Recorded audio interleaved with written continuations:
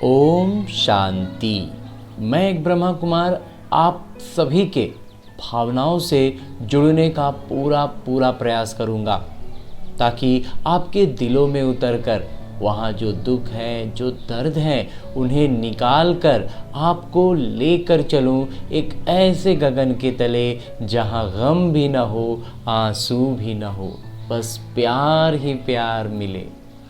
तो ऐसी श्रेष्ठ भावना और श्रेष्ठ कामनाओं के साथ इस ब्रह्मा कुमार के दिल से निकली आवाज़ इस वीडियो को देखने वाले आप सभी को के दिलों तक पहुंचेगा।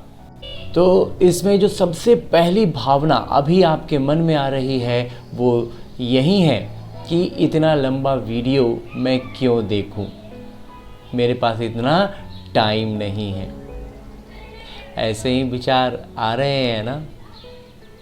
तो आपके मन में उठने वाली भावना की इस धारा को देखते हैं कि ये कहाँ से आ रही है। क्योंकि समय का ये जो हम कहते हैं बड़े आराम से कि समय नहीं है, हम बहुत बिजी हैं। तो इस ब्रह्मा कुमार ने इस पर मंथन किया कि हम वास्तव में कहाँ बिजी हैं जो हमारे पास समय नहीं है।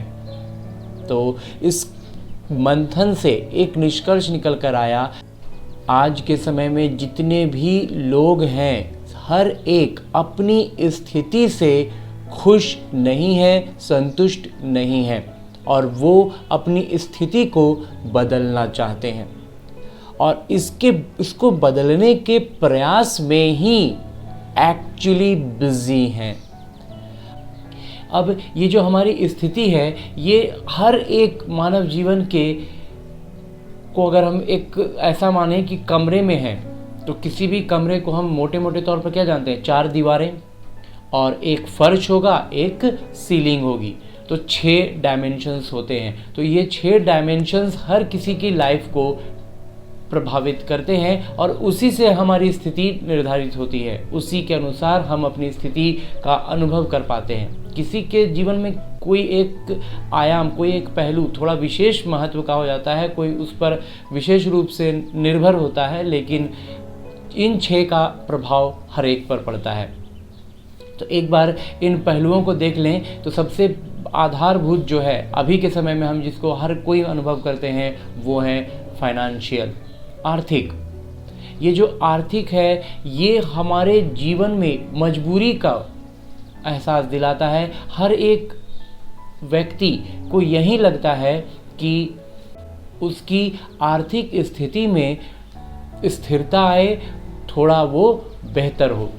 कहने का अभिप्राय है कि जो अच्छी खासी एक पोजीशन पर हैं उन्हें अपने जॉब के जाने का डर होता है, या अगर किसी को लगता है कि मेरा जितना टैलेंट है हमको उतना नहीं मिल पा रहा है तो हम जॉब बदलना चाहते हैं, लेकिन जॉब को छोड़ने की और नए जॉब मिलने की जो गैपिंग होगा उसकी हिम्मत नहीं हो रही है। तो इसलिए वो अनस्टेबल महसूस कर रहे हैं, करना चाह रहे हैं लेकिन इतना स्टेबल मजबूत नहीं महसूस कर रहे हैं कि वो ये काम कर पाएँ। तो स्थिति को बदलना तो चाह रहे हैं, तो उस स्थिति का प्रभाव उनके ऊपर है। जो पूरी तरह से बेरोजगार है उनको रोज़ के खर्चों के लिए पैसों की ज़रूरत है, तो वो इसलिए अपनी स्थिति को बदलना चाहते हैं। तो इस स्थिति का प्रभाव हर एक के जीवन पर हम देखते हैं, फिर चाहे वो किसी भी पोजीशन पर हों, बहुत अमीर हो या बहुत गरीब हो। जिनको अमीर हैं उनको खोने का डर है, जो गरीब हैं उनको पाना की मशक्क़त है।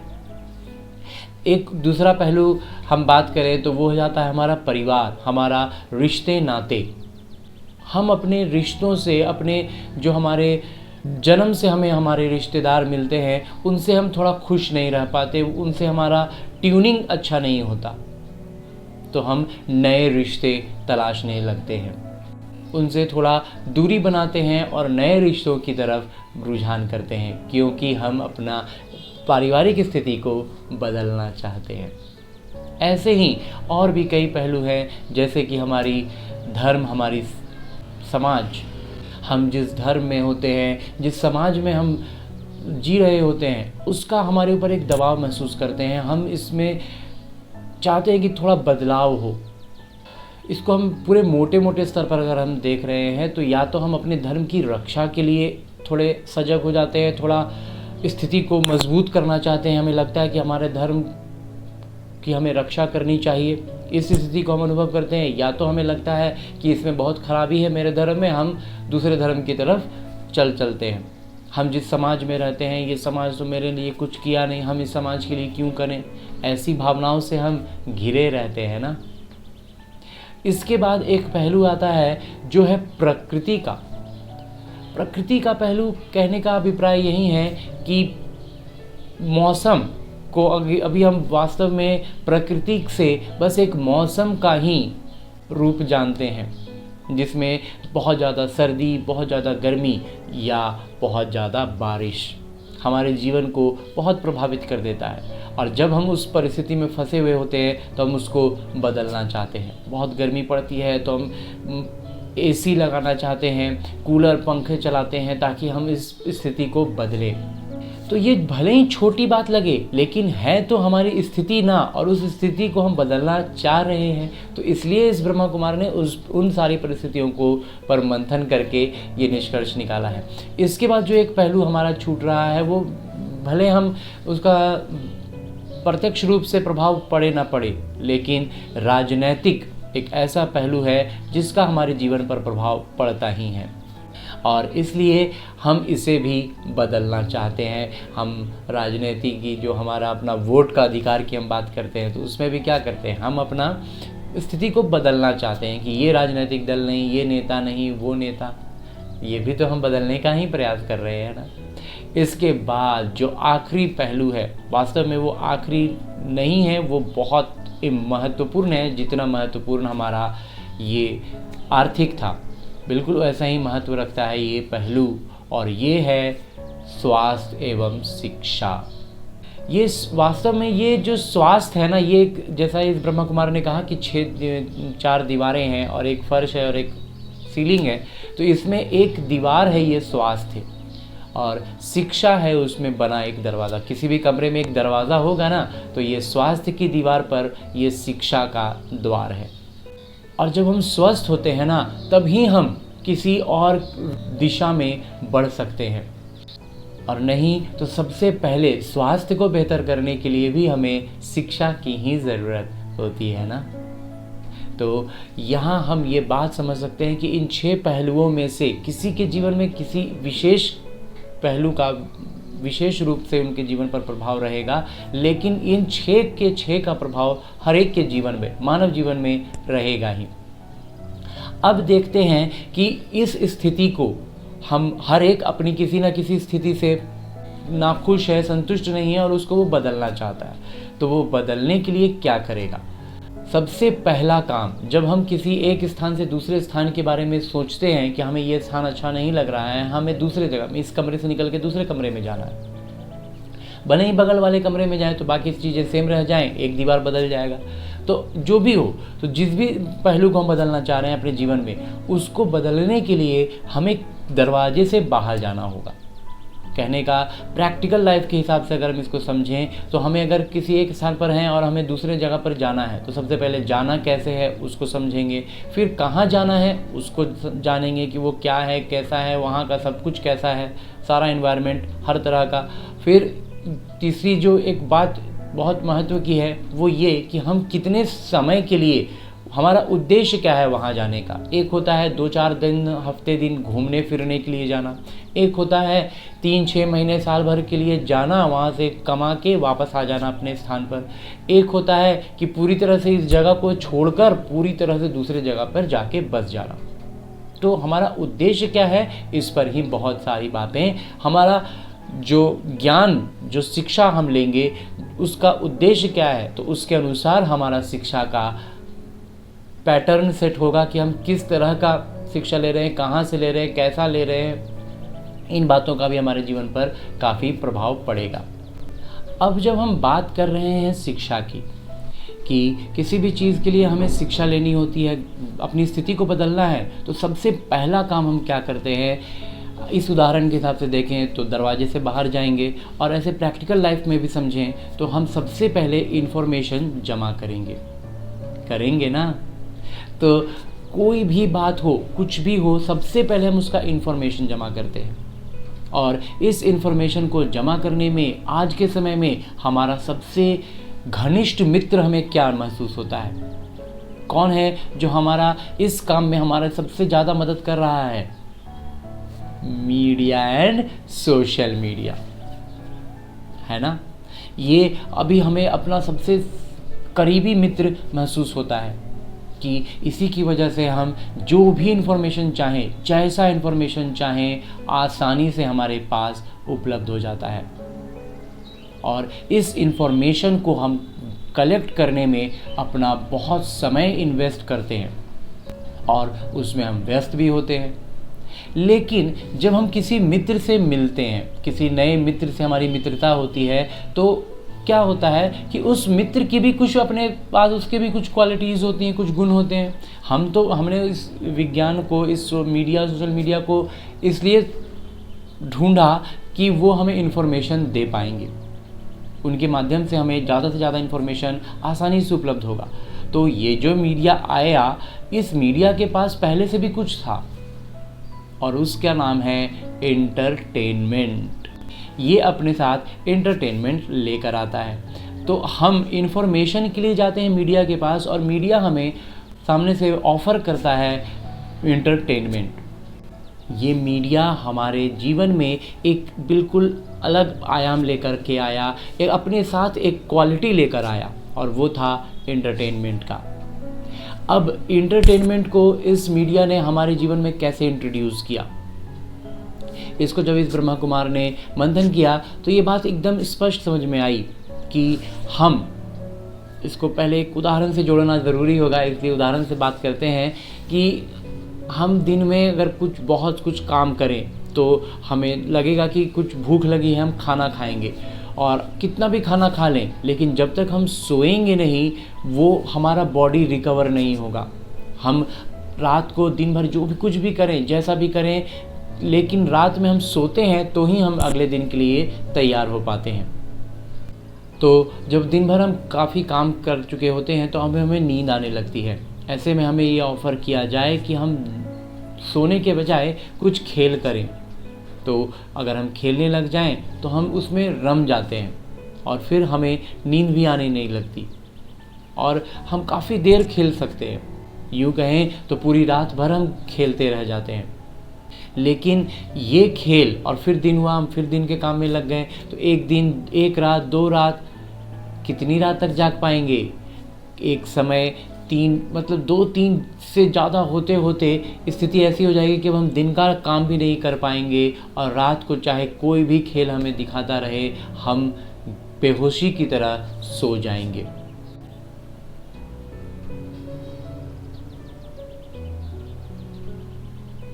कुछ हाल, कुछ बात इस एंटरटेनमेंट की हमारे जीवन में ऐसे ही जुड़ी है, क्योंकि हम अपने जीवन के कई क्रियाकलापों से जब थोड़ा अलग हटते हैं और एक शांति का अनुभव चाहते हैं, अपने जीवन में एक संतुष्टता चाहते हैं, तो वहाँ पर चूँकि हम उसके लिए इन्फॉर्मेशन भी खूब जमा कर रहे हैं कि हम अपनी स्थिति को बदलें, तो इस स्थिति को बदलने के प्रयास में हम इतना इन्फॉर्मेशन जमा करते हैं कि हम थोड़े थक जाते हैं। अपनी स्थिति के दुख से, उसके दुखों से मिलने वाले दर्द से हम बहुत प्रभावित होते हैं और ऐसे में हम जब थकान महसूस करते हैं तो हम सोना चाहते हैं। वास्तविक अर्थों में इससे छुट्टी चाहते हैं।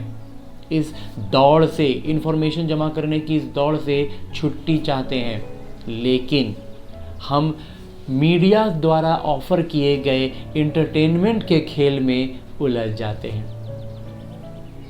और होता क्या है कि हम एंटरटेनमेंट काफ़ी देर कर लेते हैं, फिर लगता है इतना देर तो एंटरटेनमेंट कर लिए, अब माइंड फ्रेश हो गया और अब हम फिर से नए रूप से शुरुआत कर सकते हैं इन्फॉर्मेशन कलेक्ट करने के लिए, अपनी स्थिति को बदलने के लिए। क्योंकि रोज़ की लाइफ में जो हम जी रहे होते हैं, इसमें हम रोज़ की परेशानियों से इतने परेशान हो चुके रहते हैं कि एंटरटेनमेंट जब हमें मिलता है तो हमें ये महसूस होता है कि हम रिलैक्स्ड हो रहे हैं, हमारा माइंड एकदम अपने रूटीन वर्क से बाहर आया है, तो हम चिल कर रहे हैं। अब यहाँ हम अपने जीवन के जिस पहलू से थोड़ा विशेष प्रभावित हैं उसको बदलने के प्रयास में, इन्फॉर्मेशन जमा करने की इस दौड़ में हम जब बहुत ज़्यादा थका हुआ महसूस करते हैं तो हम, जैसा कि इस ब्रह्मा कुमार ने कहा, या तो सोने की तरफ बढ़ेंगे, मतलब नींद की तरफ, या तो कुछ उपाय करेंगे ताकि नींद भी ना आए और हम वापस से ताज़ा हो जाएं, ताकि हम आगे अपनी इस दौड़ में लग सकें। तो इसके लिए ये जो इन्फॉर्मेशन हमें मिल रही है इसमें एक ऑप्शंस दिया जाता है। एक तो दिया गया एंटरटेनमेंट का, जिस पर हम आगे चर्चा करते हैं, और दूसरा एक हमें ऑप्शन आता है व्यसन का। व्यसन का अर्थ है कि कोई भी चीज़, कोई भी ऐसी चीज़ जो हम मोटे मोटे तौर पर जानते हैं कि ये गलत है, ये ख़राब है, और उसकी हमें लत लग जाती है, हमें आदत पड़ जाती है, एडिक्शन हो जाती है, और उसमें बहुत सारी चीज़ें आती हैं। फिर चाहे वो सिगरेट हो, गुटखा हो, शराब हो, या फिर आज के समय में संदर्भ में बात करें तो वो एक नीच स्तर का, बहुत निम्न स्तर का एक वीडियो होता है जो हमें हमारी विकारों को खींचकर हमारे भीतर से बाहर लाता है और हम उसमें उलझ जाते हैं। ये एडिक्शन है जो हमारी, एक तरह से कहें तो, जीवन को थाम देती है, थम जाती है हमारी जीवन की रफ्तार। हम वास्तव में भले ही उसके बाद हम ये सोचें कि हम अपनी परिस्थिति को बदलेंगे, हम अधिक से अधिक इन्फॉर्मेशन जमा करके यहाँ से बाहर आएंगे, परिस्थिति को बदली करेंगे, लेकिन हम थम जाते हैं। ये एडिक्शन ऐसी चीज़ है जो हमें थमा देती है, थम जाते हैं वहीं के वहीं, आगे नहीं बढ़ते। और दूसरा एक जो माध्यम हमें ऑफ़र किया गया है वो है एंटरटेनमेंट का। ये एंटरटेनमेंट जो है ये हमें बहुत तेज़ी से नीचे गिराता है। यहाँ इस बात को हम थोड़ा सा इस पर ध्यान देते हुए आगे बढ़ेंगे, क्योंकि हर एक बात जो ये ब्रह्मा कुमार अभी चर्चा कर रहा है इसका हम कंक्लूज़न में हर एक पहलू को जोड़ पाएंगे। क्यों इस ब्रह्मा कुमार ने ये मंथन करके समझा कि एंटरटेनमेंट हमें तेज़ी से नीचे गिराता है? क्योंकि देखिए, वास्तव में क्या हो रहा है, जब हम बहुत ज़्यादा इन्फॉर्मेशन जमा कर रहे हैं और हम अपनी परिस्थिति को बदलना चाह रहे हैं, परिस्थिति को बदलने के संदर्भ में ही हम इन्फॉर्मेशन जमा करते हैं और उसी के अनुसार हम प्रयासरत हैं और उसमें हम अपना बहुत समय लगा रहे हैं। ऐसे में जब एंटरटेनमेंट के नाम पर हम थोड़ा उससे अलग होना चाहते हैं, रिलैक्स्ड होना चाहते हैं, तो हम एंटरटेनमेंट की तरफ रुझान करते हैं। अब एंटरटेनमेंट के अंतर्गत उसको अगर हम एक बार डिफ़ाइन करेंगे ना, तो उसमें भी कुछ कैटेगरीज होती हैं, जैसे कि comedy, thrill, action and so बहुत सारे आएंगे उसमें शीर्षक।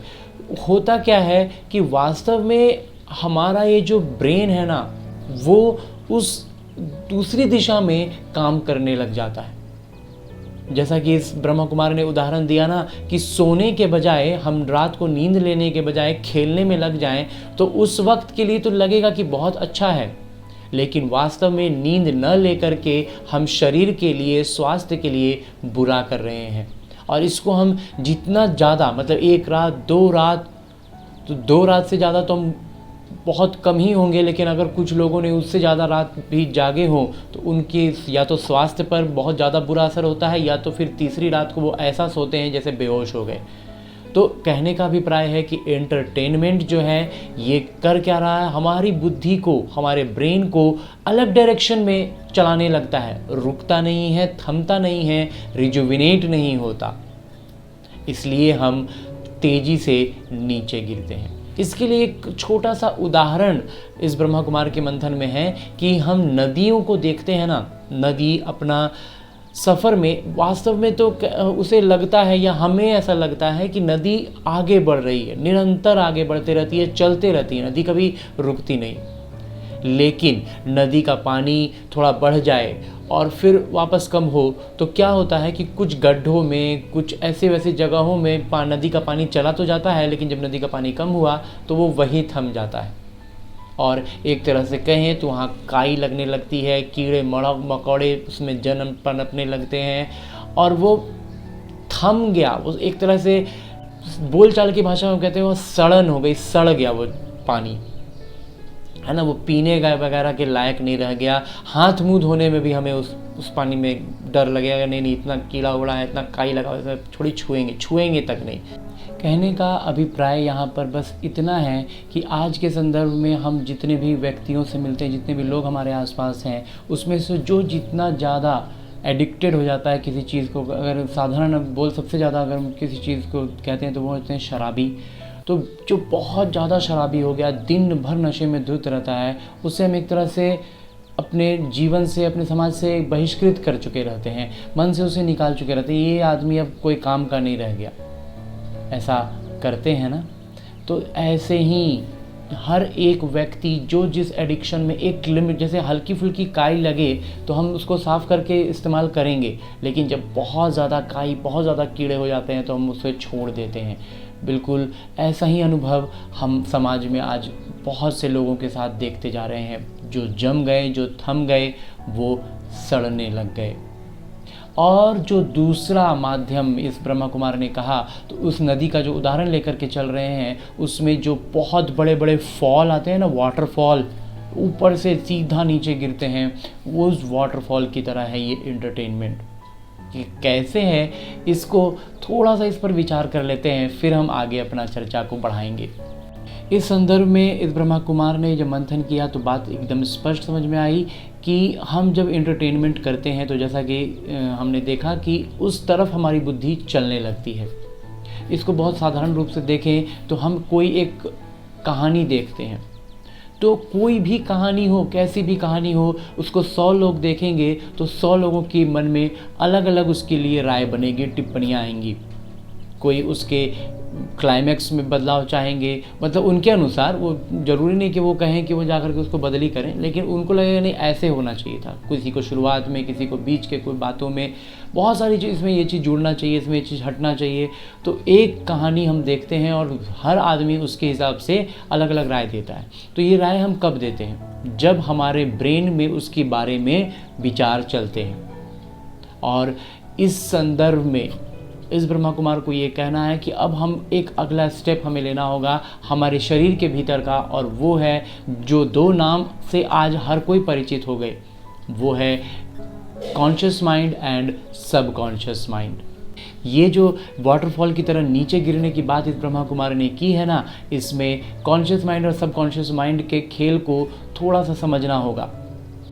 हम अभी इस कॉन्शियस माइंड और सबकॉन्शियस माइंड के डीप रिसर्च पर नहीं जाएंगे, लेकिन मोटे मोटे तौर पर हम बस एक बात कह सकते हैं कि कॉन्शियस माइंड जो इन्फॉर्मेशन लेकर आता है, जो बातें वो भीतर हमारे डालता है, उसके अनुसार सबकॉन्शियस माइंड जो है वो हार्मोन्स रिलीज़ करता है, इमोशंस रिलीज़ कराता है हमारे बॉडी में। कहने का तात्पर्य ये है कि जब हम कोई एक ऐसा इन्फॉर्मेशन देखते हैं जिसके कारण, जैसा कि ब्रह्मा कुमार ने कहा ना, बहुत सारे सेक्शंस होते हैं, थ्रिल के, एक्शन के, कॉमेडी के, तो उन सब से हमारे भीतर एक रिएक्शन क्रिएट होता है। एक कहानी हमने देखी तो उसके प्रति हमारे मन में एक भावना आई, नहीं ये ऐसे नहीं होना चाहिए था, ये होना चाहिए था। हमारे भीतर इमोशंस रिलीज़ होते हैं और हम उस इन्फॉर्मेशन के अनुसार मोल्डेड हो जाते हैं। उस अनुसार हमारे भीतर में बहुत कुछ हार्मोनल चेंजेस आ जाते हैं। अब होता क्या है, प्रैक्टिकल लाइफ की बात करें तो हम उस इमोशंस के हिसाब से, हमारी बॉडी एक्चुअली रेडी है, सबकॉन्शियसली वो उस सिचुएशन के लिए प्रिपेयर है, लेकिन वो सिचुएशन एक्चुअली हमारी लाइफ में नहीं है जो हमने एंटरटेनमेंट के नाम पर देखा।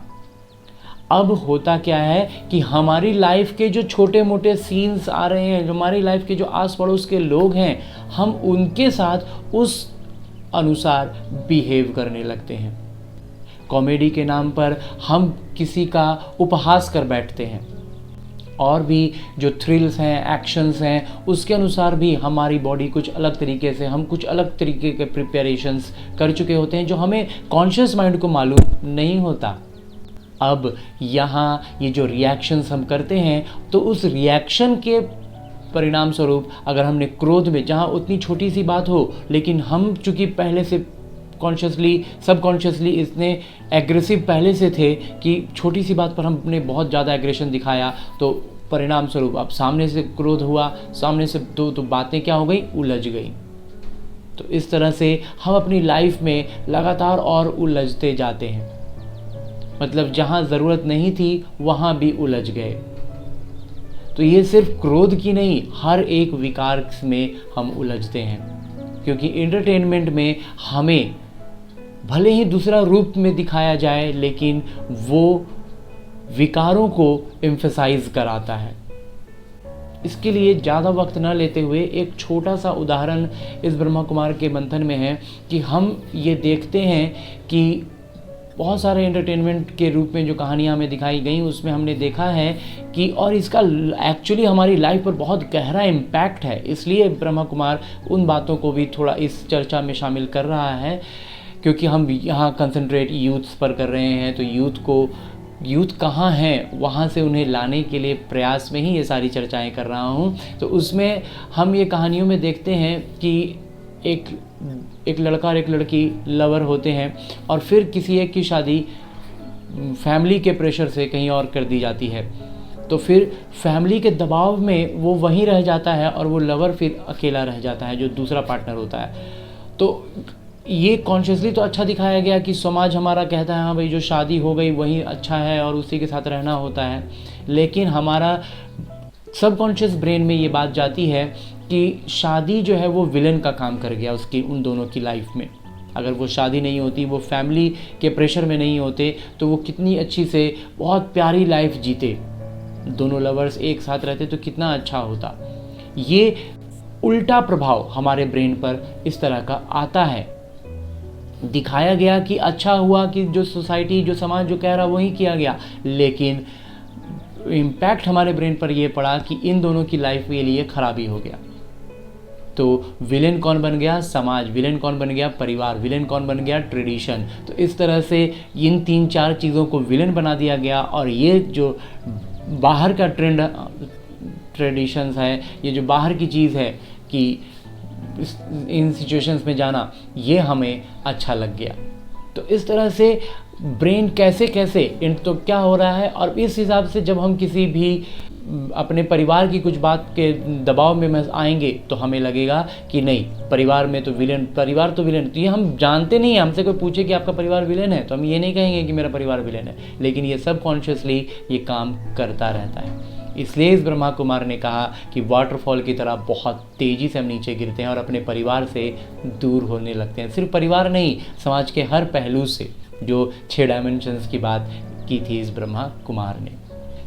यहाँ बस इतना, पूरे इस उदाहरण में हमें बस यही समझने की ज़रूरत है, जो प्रैक्टिकल लाइफ में हमारे रोज़ हम फेस कर रहे हैं, वास्तव में ये एक उदाहरण नहीं है, ये हमारे प्रैक्टिकल लाइफ का रोज़ का सीन है कि हमारा हर रिएक्शन हमारे सबकॉन्शियस के हिसाब से होता है और हम ऑब्ज़र्व करते हैं एक एंटरटेनमेंट के रूप में, लेकिन एक्सप्रेस करते हैं रियल के रूप में।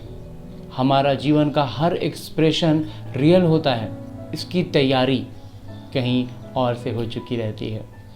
यहाँ हम एक बात जो अब आपके दिलों में आ रही होगी, जो भावना भी मन में होगी कि इस सेशन की शुरुआत, इसका एम जहाँ था, हमें वहाँ जाना था और हम कहाँ जा रहे हैं, कहीं खो तो नहीं गए।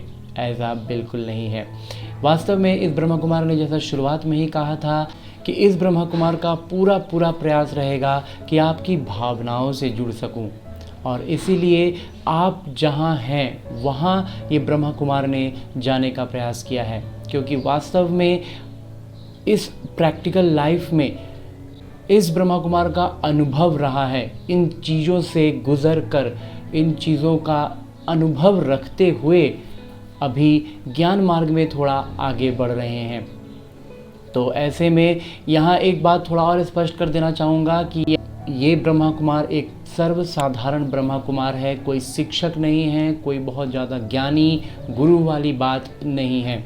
एकदम सरल सहज अपने अनुभवों को मंथन से मोती का रूप में जमा करके रखता हूँ और उसी को साझा करने का प्रयास कर रहा हूँ। तो इसमें अब आगे बढ़ते हैं कि हमने अभी तक तो ये प्रयास किया कि आप जहाँ हैं वहाँ तक मैं पहुँचा, अब आपके दिलों में उतरकर आपको अपने साथ लेकर चलना है एक ऐसे गगन के तले जहाँ गम भी ना हो, आंसू भी ना हो, बस प्यार ही प्यार मिले। तो उस गगन के तले चलने के लिए उधर जब हम कदम बढ़ाने की बात करते हैं तो हम थोड़ा हिचकिचाते हैं। क्यों हिचकिचाते हैं? क्योंकि हम अपने जीवन में कोई भी छोटा बड़ा कार्य तब ही करते हैं जब हमें वो सही लगता है। और आज के संदर्भ में बात की जाए तो हर एक व्यक्ति ये महसूस करता है कि वो अपनी नज़रों में तो सही होता है, भले दूसरों की नज़रों में गलत हो जाए। तो सही गलत की इस उधेड़ बुन को कैसे निर्धारित करते हैं हम, उस पर बात करते हैं और तब एक सही दिशा की ओर कदम बढ़ाएंगे। तो इस पर एक छोटी सी चर्चा कर लें कि हम सही और गलत का डिफाइन कहाँ से करते हैं। उसके लिए इस ब्रह्मा कुमार के मंथन से 3 बिंदुएं निकल कर आती हैं। उसमें सबसे पहला है जब हम उस चीज़ का अप्रूवल कई लोगों से पा लेते हैं। मतलब 1, 2, 4, 10, 50 लोगों से जब हम कोई बात सुन लेते हैं, समझ लेते हैं, तो हमें वो सही लगने लगता है और तब हम वो काम करते हैं। दूसरा होता है जब हम कंपैरिजन करते हैं, 1, 2, 3, 4 चीज़ों से कंपेयर करते हैं, तो जिसको हमने सही माना है उसको हम करते हैं। तीसरा होता है कि कोई ठोस ऑथराइजेशन से हमें अप्रूवल मिलता है, तब हम उसको सही मानते हैं और वो कार्य करते हैं। इसको एक छोटा सा उदाहरण से समझें तो हमें कहीं एक शहर से दूसरे शहर जाना है, तो इसके लिए हमें 10 लोग हमसे मिले, हमने 10 लोगों से पूछा कि मुझे एक शहर से दूसरे शहर जाना है, कौन सा साधन अपनाऊं? तो 10 के 10 ने एकदम हर तरफ से एकदम ओके करते हुए बिल्कुल खुशी से कहा आप ट्रेन से जाओ, ट्रेन इज़ द बेस्ट। अरे मेरा देखा हुआ है, ट्रेन से बढ़िया कुछ नहीं है, ट्रेन में जाओ बहुत आराम है, ट्रेन में जाओ ये सुविधा है, ट्रेन में ऐसे होता है, ट्रेन तो बहुत अच्छा है। 10 लोगों से जब हम ये बात सुनते हैं तो हम उसको सही मान लेते हैं। फिर अगर दूसरा एक मेथड अपनाएं तो क्या करेंगे, हम इसकी तुलना फ़्लाइट से करेंगे। तो फ़्लाइट महंगी है, फ़्लाइट सिर्फ बड़े शहर से बड़े शहर की तक जाएगी, छोटे शहर तक नहीं पहुंच पाएगी, फिर उसकी ये ड्रॉबैक्स हैं। तो इसलिए फिर हमें लगता है नहीं, उस मामले में तो ट्रेन ही अच्छी है। तो फिर सस्ते दामों की बात की जाए तो उसमें बस भी होता है, छोटी दूरी बने एक पास के शहरों के लिए। तो बस में भाई क्या है, शौचालय की सुविधा नहीं होती है, हाँ भाई वो तो सही है। तो इस तरह से हम कंपैरिजन भी करते हैं। तीसरा एक कॉन्टेक्स्ट जो ब्रह्मा कुमार ने कहा कि हमें कोई ऑथराइजेशन से अप्रूवल मिले। तो जैसे कि हम जानते हैं, जैसे अगर तुलना भी कर रहे हैं तो हालांकि ये तुलना एक अलग है और ऑथराइजेशन वाली बात जो है वो अलग है, लेकिन अगर उसको एक तरह से लें तो फ़्लाइट क्या है, प्राइवेट कंपनियों की होती है, बसेस क्या होती है, ज़्यादातर प्राइवेट बसें होती हैं। तो और रेल क्या है, भारतीय रेल है, भारत सरकार की है, तो हमें उस पर ज़्यादा भरोसा है। तो एक ऑथराइजेशन हमें मिल गया कि ये भारत सरकार की है, तो हम इसी में ये ज़्यादा अच्छा होगा, इसलिए हम इसमें सफ़र कर रहे हैं। तो कुल मिलाकर हमारा विश्वास जहाँ जुड़ा है हम उधर उसको सही मानने लगते हैं और इसी तरह हम अपना कदम जीवन में बढ़ाते हैं। और आज तक उसी संदर्भ में हमने अपने जीवन के हर छोटे बड़े कदम बढ़ाए हैं।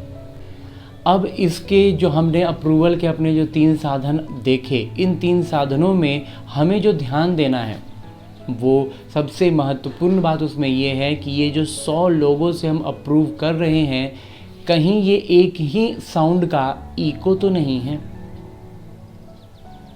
कहने का अभिप्राय है कि किसी एक सोर्स से बात निकली और सब ने एक मतलब हर तरफ में बस वही बात ट्रेंड करने लगती है आज के समय में।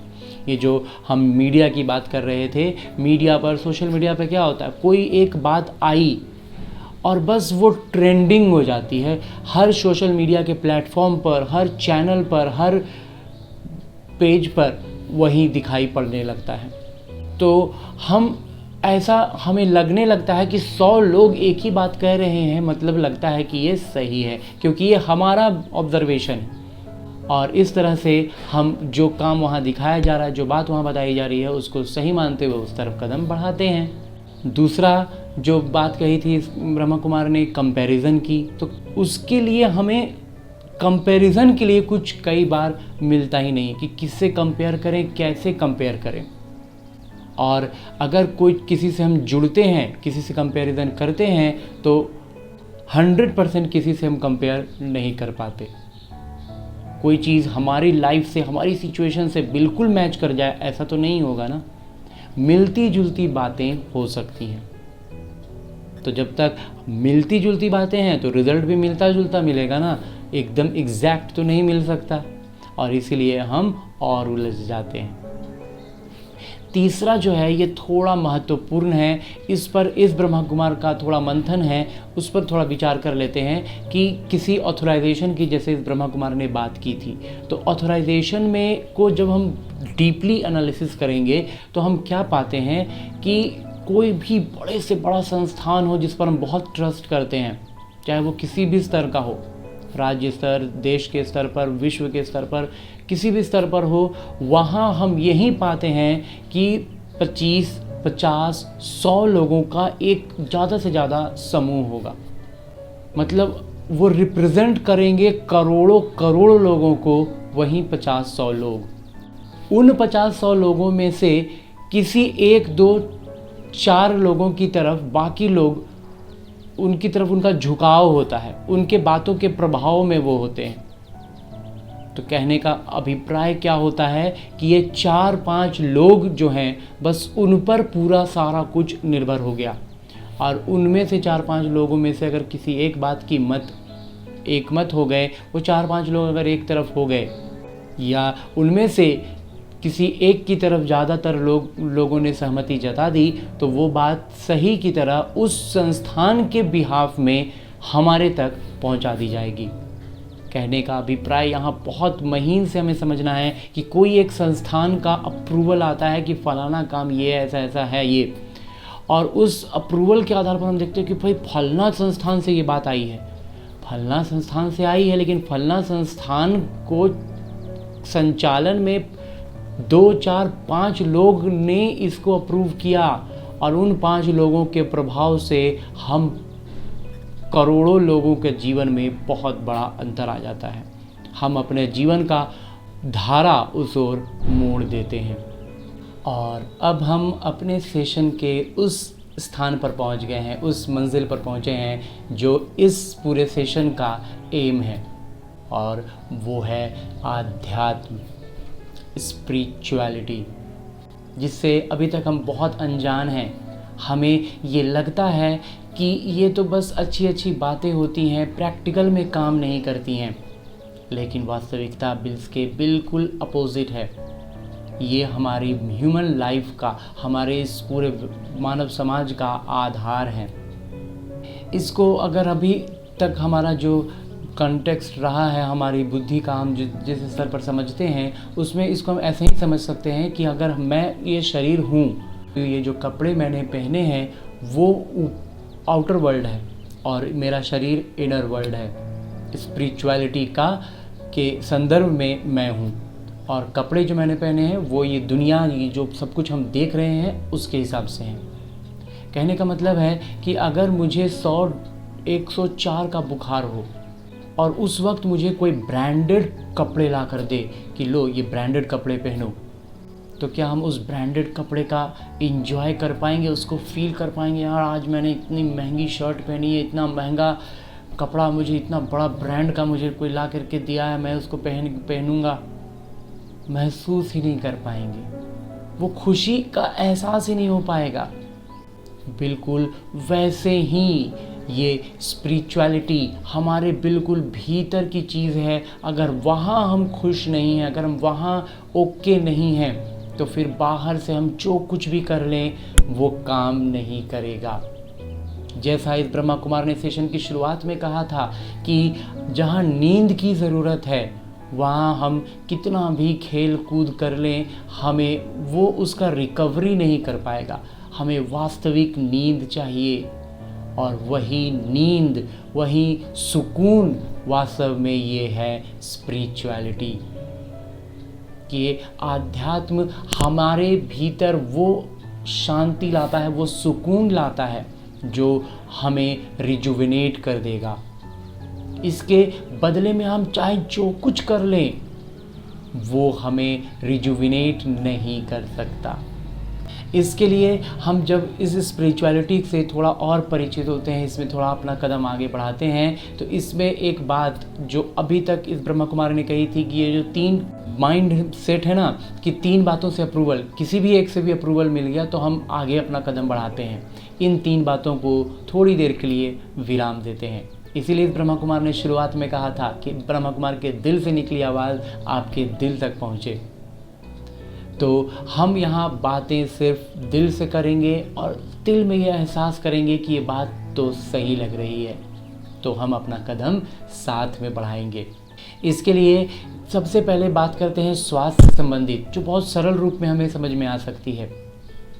स्वास्थ्य, क्योंकि जो 6 डायमेंशंस की बात की थी ब्रह्मा कुमार ने, उसमें एक डायमेंशन स्वास्थ्य का भी है, जिसका हमारे जीवन पर बहुत प्रभाव है। हम उस परिस्थिति को भी बदलना चाहते हैं जब हम अस्वस्थ महसूस करते हैं। स्वास्थ्य का अर्थ है हमारा ये शरीर, और ये शरीर बना क्या चीज़ से है? इसका जवाब कई तरीक़ों से दिया जा सकता है। कई बार हम कहते हैं, स्पिरिचुअलिटी की भाषा में कह देते हैं 5 तत्वों का है, पृथ्वी, अग्नि, जल, आकाश, वायु से बना है। साइंटिफिक भाषा में कहें तो न्यूट्रिएंट्स से बना है, या फिर माइक्रोबायोलॉजी के हिसाब से कहें तो हम billions and trillions viruses and bacterias का एक समूह है, एक बहुत बड़ा गैलेक्सी है उनके हर एक मानव शरीर। लेकिन मोटे तौर पर अपनी भाषा में अगर हम बात करें, सरल भाषा में, तो हमारा ये शरीर बना है भोजन से। बना है ना? गौर से सोचिएगा कि हमने मुख से जो खाना खाया, जो जल पिया, उसके अतिरिक्त हमने कुछ भी ऐसा नहीं डाला, कुछ भी ऐसा नहीं किया जो डायरेक्ट हमारा शरीर का अंग बन जाए। अगर हम एक बार के लिए नॉनवेज की भी बात करें, तो नॉनवेज में जो कुछ भी हम खाते हैं, क्या वो डायरेक्ट हम उसे अपने बॉडी में फिट कर लेते हैं? उस जिस जानवर को हमने मार के खाया, उसका हृदय डायरेक्ट लेकर के हमने अपने हृदय की जगह पर लगा लिया? नहीं ना, उसे तो हम खा जाते हैं, अपने पेट में डाल देते हैं ना। तो कहने का मतलब है कि जो हमने भोजन लिया, वो भोजन शरीर में जा कर के, जिसको हम साधारण भाषा में पाचन कहते हैं, पचता है, और तब वो पचने के बाद हमारा मानव शरीर के रूप ले लेता है। आयुर्वेद में इस पर एक सरल सी बात, ज़्यादा गहराई में नहीं जाएंगे, बस एक सरल सी बात कि हम जो भी भोजन खाते हैं वो उसको 7 दिन लगता है उसको रस बनने में। फिर रस के बाद वो मांस, मज्जा और कई स्टेप होते होते अंत में ओज में बदलता है। तो कहने का अभिप्राय है कि ये जो रस बनता है, ये रस क्या है? इसको थोड़ा सा, ज़्यादा गहराई के नहीं है, लेकिन मोटे तौर पर समझने में बहुत आराम होगा, बहुत अच्छा होगा जब हम अपना कदम आगे बढ़ाएंगे। यहाँ पर एक उदाहरण से समझना बहुत बेहतर होगा कि हम जब पानी की बात करते हैं तो हर कोई आज के समय में इतना जानता है कि पानी को H2O भी कहते हैं। मतलब 2 हाइड्रोजन 1 ऑक्सीजन का एक ग्रुप बना, एक जोड़ी बना, तब वो पानी हो गया। लेकिन जो लौकिक रूप से हम जो जल देखते हैं, हम जो अपने चारों तरफ पानी देख रहे हैं, वो तो साधारण रूप से हमें पानी नज़र आता है। तो उस पानी को माइक्रोबायोलॉजी के संदर्भ में जब देखा जाता है, तो मतलब उसको और छोटा, जैसे एक मग, एक बाल्टी, एक मग, एक चुल्लू, उसमें एक चम्मच, उसके बाद हम बात करें तो एक बूंद, तो उस एक बूंद को भी और छोटा किया गया, तो सबसे छोटा स्तर जो पाया गया वो था H2O। अब यहाँ जो समझने की बात है, क्यों इस ब्रह्मा कुमार ने उदाहरण दिया कि ये H2O को भी तो तोड़ सकते हैं, मतलब 2 हाइड्रोजन अलग कर दिया, ऑक्सीजन को अलग कर दिया, तो टूटने को तो ये टूट गया। लेकिन जो ध्यान देने की बात है वो ये कि अब वो जल नहीं रहा, अब वो पानी का स्वरूप समाप्त हो गया। ऑक्सीजन अलग हो गया, हाइड्रोजन अलग हो गया, पानी का अस्तित्व खत्म हो गया। तो कहने का अभिप्राय है कि हमने जो भोजन लिया ना, वो पूरी तरह से जब पच जाता है, वास्तविक अर्थों में जब सही सुपाच्य भोजन हम करते हैं तो वो पच जाता है। पचने का अर्थ है कि वो हाइड्रोजन और ऑक्सीजन जैसे सबसे छोटे स्तर पर खुल जाता है, वो अपना जल का अस्तित्व खो देता है।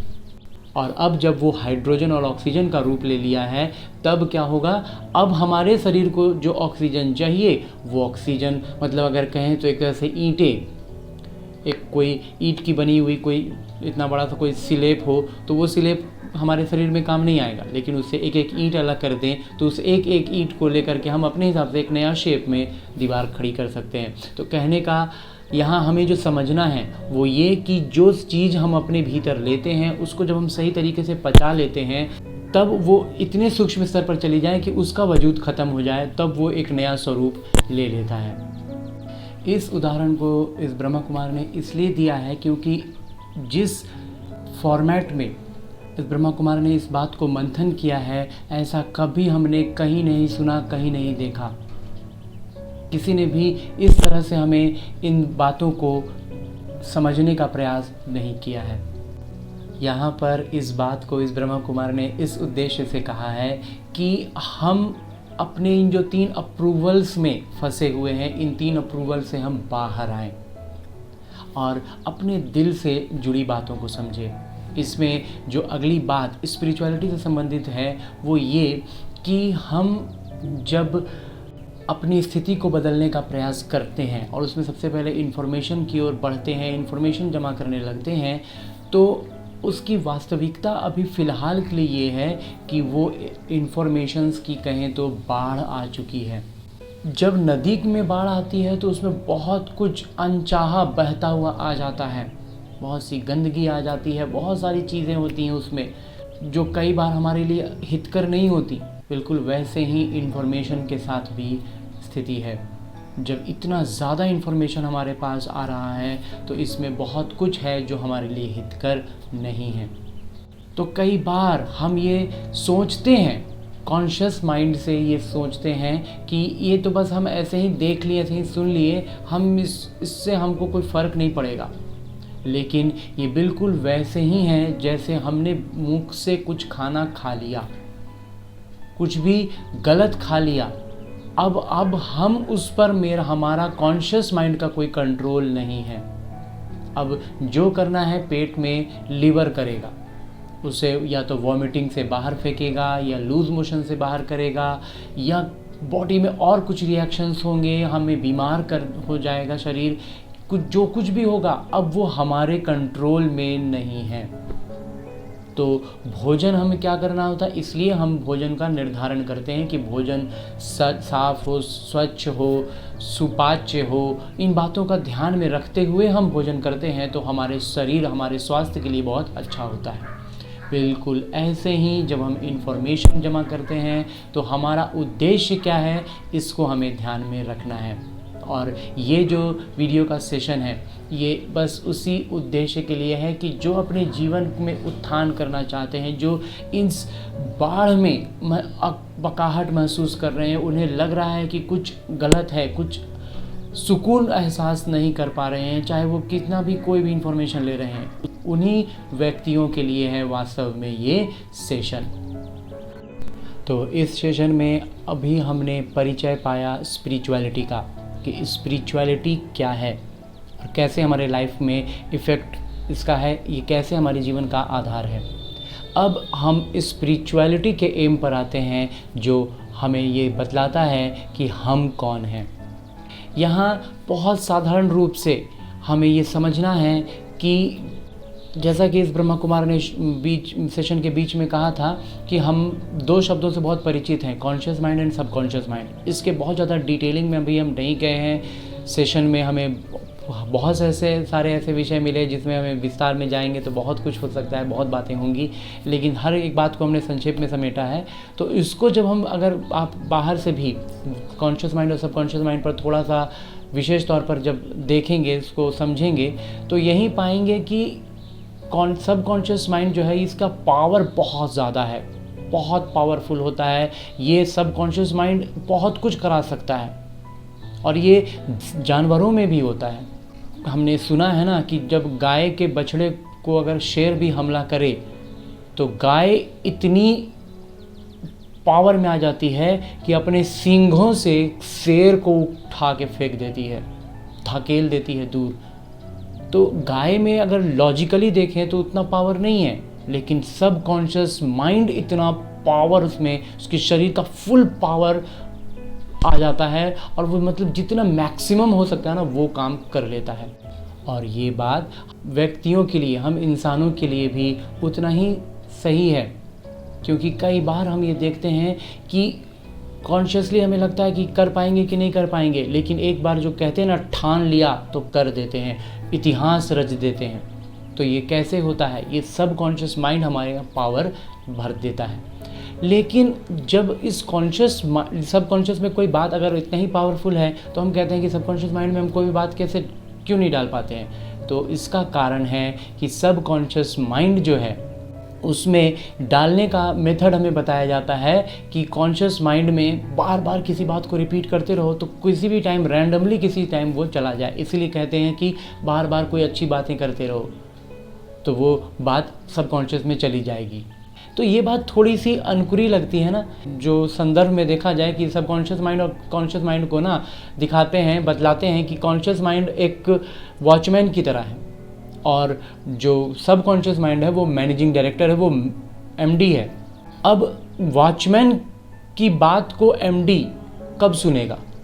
जब वो कहीं आ रहा हो, अंदर बाहर हो रहा हो, तो मतलब बहुत एक आध मिनट के लिए कॉन्शियस माइंड और सबकॉन्शियस माइंड एक दूसरे से मिलेंगे और कॉन्शियस माइंड में डाली हुई बात सबकॉन्शियस तक जाएगी। तो ये बात ऐसी लगती है ना कि मतलब ये मेथड तो सही नहीं है। और दूसरी बात कि एक वॉचमैन है, एक मैनेजर है, तो मालिक भी तो कोई होगा ना। थोड़ा गौर करेंगे तब ये बात समझ में आएगी कि ये जो मालिक है, ये मालिक है सोल, आत्मा। ये शब्द हम कई बार सुनते हैं, कई बार कहते हैं, लेकिन इसको हम जानते नहीं। वास्तव में जैसे हम बहुत सारे अभी लोग होंगे जो सबकॉन्शियस शब्द तो सुना है, लेकिन सबकॉन्शियस काम कैसे करता है, वो उसकी पावर क्या है, इसको नहीं जानते हैं। बिल्कुल वही हाल है जब वो सबकॉन्शियस मतलब अपने मैनेजर को नहीं जानते हैं तो अब खुद मालिक को पहचानेंगे कहाँ से? आत्मा के बारे में, आत्मा के किसी भी बात को जानते ही नहीं हैं, लेकिन वास्तव में मालिक वही हैं। हमारा परिचय बस वॉचमैन तक है। यहाँ मुख्य बात ये है कि थोड़ा सा यहाँ पर हम अगर आपके समय में स्पिरिचुअलिटी के हिसाब से हम इसको बिल्कुल नहीं मानते हैं, लेकिन जो प्रैक्टिकल लाइफ में सिचुएशन में जो पूरी सोसाइटी में जो भी सिचुएशन है, जो सीन चल रहा है, वो ये है कि जो डी ग्रेड जॉब वाले लोग हैं उनको वैल्यू नहीं दिया जाता है। जो मैनेजर लेवल के हैं उसकी कुछ बात सुन सकते हैं और बाकी सारा कुछ कंट्रोल करते रहते हैं जो मालिक होते हैं। मतलब डी ग्रेड स्टाफ को बहुत नीचे का माना जाता है, उनका डिसीजंस को नहीं लिया जाता है, उन्हें बस बोला जाता है, उन्हें वो बस कमांड दिया जाता है और वो उनको बस वो काम करना है। तो यहाँ हम और हमारा परिचय किसके साथ है? हमारा परिचय रह गया है उस वॉचमैन के साथ, उस डी ग्रेड के स्टाफ के साथ। तो वो डिसीजंस कैसे लेगा? इसीलिए वो उलझता है, इसीलिए वो इन तीन जो ब्रह्मा कुमार ने कहे ना, 3 अप्रूवल से बातें समझता है। कोई एक अप्रूवल मिल जाए तो वो काम करेगा, उसको किसी की कमांडिंग चाहिए, किसी की अथॉरिटी से चाहिए, वो खुद मालिक नहीं है। तो ये मालिक है आत्मा, सो द सोल। आध्यात्म की भाषा में जैसे हम कहते हैं ना कि ये शरीर 5 तत्वों से बना है, तो वैसे ही ये जो आत्मा की हम बात कर रहे हैं, इस आत्मा का थोड़ा परिचय लेते हैं, इसको भी समझेंगे बहुत अच्छे से। जब इस पर हम मंथन करेंगे और बातें दिल तक पहुंचेंगी तो हम इस तरफ अपना रुझान कर पाएंगे। तो जो जैसे इस ब्रह्मा कुमार ने कहा कि ये जो हमारा शरीर है ये 5 तत्वों का मानते हैं हम इस आध्यात्म की भाषा में, तो ये जो हमारा आत्मा है ना, ये आत्मा भी 7 गुणों से बना है। जैसे 5 तत्व हैं तो 5 तत्व में अलग अलग होते हैं ना, पृथ्वी है, जल है, वायु है, अग्नि है, आकाश है। ऐसे ही ये 7 गुण कहते हैं, जिन 7 गुणों से ही ये आत्मा बनी है। उसमें सबसे पहला गुण है शांति। अगर इसको थोड़ा सा तुलनात्मक रूप से देखें तो आकाश तत्व एक ऐसा तत्व है जिसके भीतर सारा कुछ समाया हुआ है। ब्रह्मांड की अनंत छोर में भी आकाश है और हमारे इस दो हाथों के बीच भी आकाश है। वायु है तो वायु आकाश में ही है ना। हम ये समझते हैं कि आकाश मतलब सिर्फ ऊंचाई में जो आसमान दिख रहा है वही आकाश है। नहीं, हमारी हर दो चीज़ों के बीच में जो स्पेस कहते हैं वो क्या आकाश ही है ना। तो वही चीज़ है हमारी आत्मा में, जो सबसे बेसिक चीज़ है वो है शांति।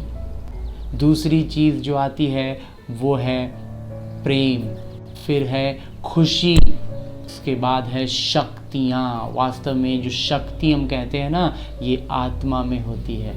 उसके बाद है ज्ञान और उसके बाद है आनंद।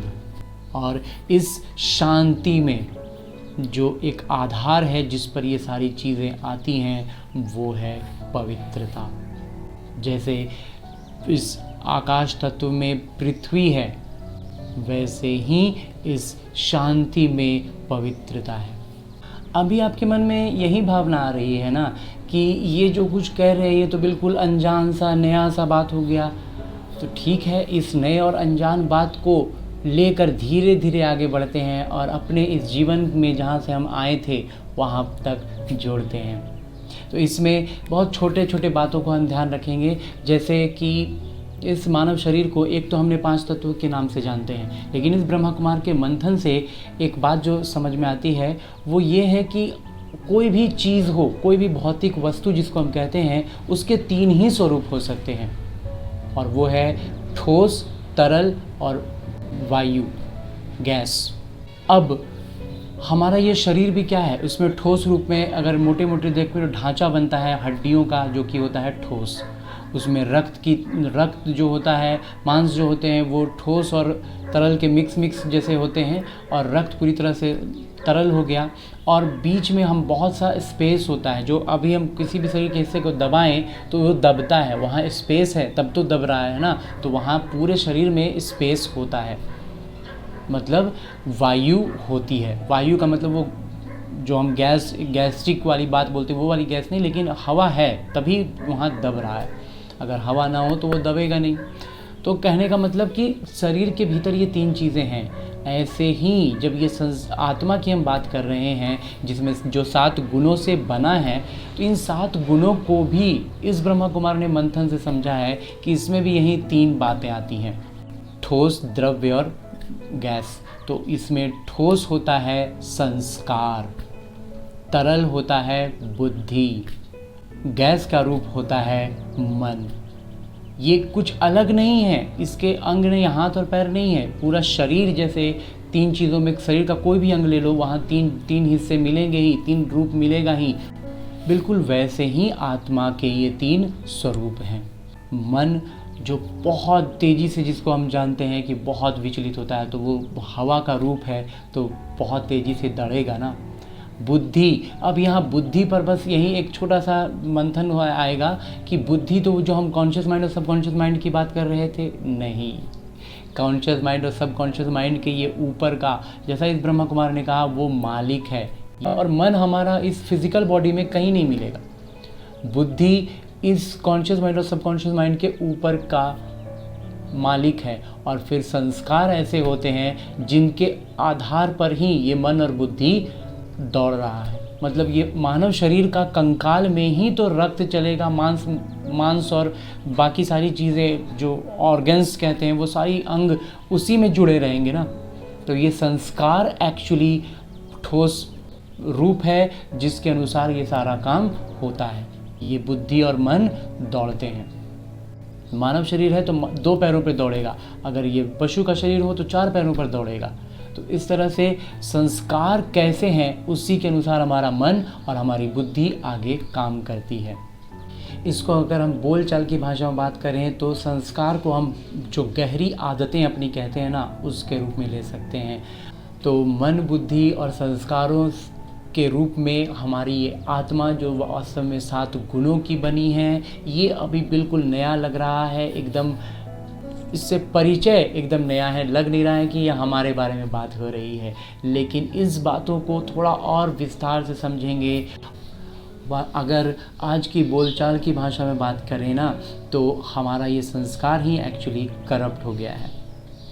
और इसीलिए यही कारण है कि हम आज दुख, दर्द, तकलीफ़ का अपने जीवन में अनुभव कर रहे हैं। हम अपनी स्थिति से संतुष्ट नहीं हैं, हमारी स्थितियाँ इतनी ज़्यादा वैरी करती हैं। तो ये संस्कार जो मालिक है, उस मालिक के मतलब हड्डियाँ अगर टूटी हो तो बाकी सारी चीज़ें कैसे चरमरा सी जाएंगी। बिल्कुल वही हुआ है। हमारी आत्मा जिसको हम भूल गए हैं कि इस मालिक हैं और वो मालिक की हड्डियां टूटी पड़ी हैं, तो दर्द तो होता रहेगा ना। तो इस दर्द से अब निकलना कैसे है, इसका ठीक कैसे करना है, कहाँ कहाँ हम जीवन में उलझे हुए हैं, कैसे हम इस बात को समझ सकते हैं, ये सारी बातें अपने अगले सेशन में करेंगे। आज के लिए बस हम इस बात को समझ लें कि मैं कौन हूँ। तो मैं एक आत्मा हूँ जो मालिक है, और इसका मैनेजिंग डायरेक्टर सबकॉन्शियस माइंड है, वॉचमैन कॉन्शियस माइंड है, और ये हाथ, पैर, आँख, नाक, मुंह, कान, ये सारे डी ग्रेड स्टाफ हैं जो बस सिर्फ कमांड के मिलने के आधार पर काम करते हैं। इनफैक्ट जो कॉन्शियस माइंड है वो भी वॉचमैन है, इसलिए वो भी जब तक कमांड ना मिले काम नहीं करता। इसलिए ये कम से कम तीन अप्रूवल लेता है, कहीं न किसी एक भी अप्रूवल मिलने के बाद ही कोई डिसीज़न लेता है, और वो उस तरफ हम बढ़ रहे हैं।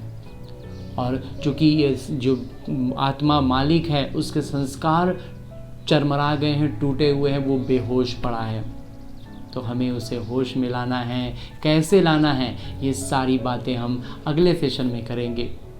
प्रयास रहेगा कि 3 सेशन में हम संक्षिप्त में सारी बातों को समाप्त कर पाएँ।